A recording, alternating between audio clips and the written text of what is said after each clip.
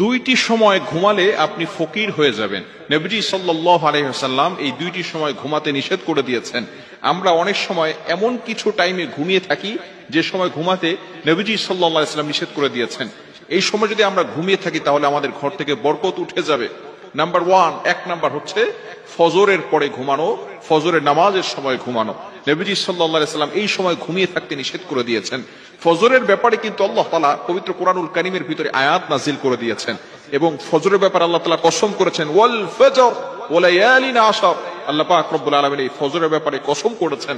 শুধু তাই নয়, এই সময় কিন্তু আসমান থেকে ফেরেশতারা রহমত নাজিল করেন এবং রিজিক নিয়ে প্রত্যেকটা ঘরে ঘরে পৌঁছে যান।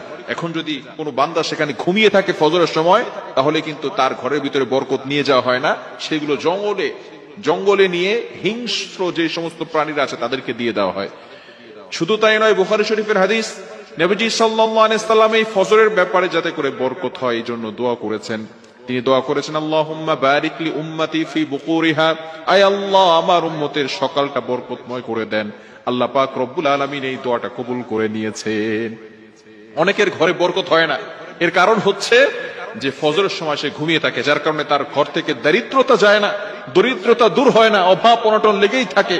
টাকা ইনকাম করে ঠিকই, কিন্তু অভাব অনটন যায় না, সে ফজরের সময় ঘুমিয়ে থাকে। এই জন্য অবশ্যই ফজরের সময় ঘুমানো যাবে না এবং ফজরের পরেও ঘুমাবেন না। অনেক সময় কিছু মানুষ আছে ফজরের নামাজ পড়ে তারপর আবার ঘুম না, এই সময় আপনি আমল করেন, কিছুক্ষণ পরে ঘুমান।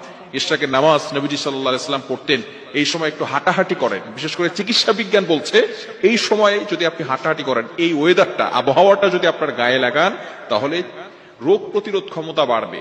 এজন্য আর এই সময়টা হচ্ছে মুনাফিকের নিঃশ্বাস থেকে মুক্ত থাকে, যেহেতু মুনাফিকরা ফজরের নামাজ পড়তে আসে না। এজন্য আসুন আমরা ফজরের সময় ঘুমাবো না, রাসূলুল্লাহ সাল্লাল্লাহু আলাইহি ওয়াসাল্লাম এটা নিষেধ করে দিয়েছেন। নাম্বার 2, দ্বিতীয় নাম্বার হচ্ছে মোস্ট ইম্পর্টেন্ট, মাগরিব থেকে নিয়ে এশা পর্যন্ত এই সময়টা আমরা ঘুমাবো না। তাহলে কিন্তু যদি কোনো ব্যক্তি ঘুমায় তাহলে সে দারিদ্র হয়ে যাবে, তার উপরে কিন্তু অভাব অনটন লেগেই থাকবে। নবীজি সাল্লাল্লাহু আলাইহি ওয়াসাল্লামের হাদিস এসেছে, যদি কোনো ব্যক্তি মাগরিবের নামাজের পরে ঘুমিয়ে যায়, আল্লাহ রাসূল সাল্লাল্লাহু আলাইহি ওয়াসাল্লাম তার উপরে লানত করেছেন। রাসূল সাল্লাল্লাহু আলাইহি ওয়াসাল্লাম মাগরিবের নামাজের পরে ঘুমাতেন না, কোন সাহাবী নামাজের পরে ঘুমাতেন না, ইশারের নামাজের পরে ঘুমাতেন। মাগরিবের নামাজের পরে ঘুমাবেন না। হ্যাঁ, যদি কোনো ব্যক্তি অসুস্থ থাকে, কোনো ব্যক্তি যদি সারাদিন সফর করেছে, সেটা ভিন্ন বিষয়। কিন্তু কিছু মানুষ অভ্যাসে পরিণত হয়ে গিয়েছে, মাগরিবের নামাজের পরে সে ঘুমিয়ে থাকে। মাগরিবের নামাজের পরে ঘুমাবেন না। হাদিসের ভিতরে এসেছে মাগরিবের নামাজের পরে ঘুমানো, এটা সাহাবায়ে কেরাম করতেন না। নবীজি সাল্লাল্লাহু আলাইহি ওয়াসাল্লাম মাগরিবের নামাজের পরে ঘুমাতেন না। হ্যাঁ, তিনি তাড়াতাড়ি এশার নামাজ পড়ে তাড়াতাড়ি ঘুমিয়ে যেতেন।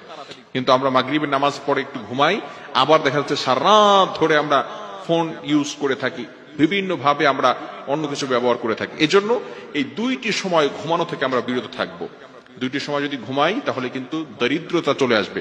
নাম্বার ওয়ান, এক নাম্বার হচ্ছে ফজরের সময় ঘুমানো যাবে না, ফজরের পরে ঘুমানো যাবে না।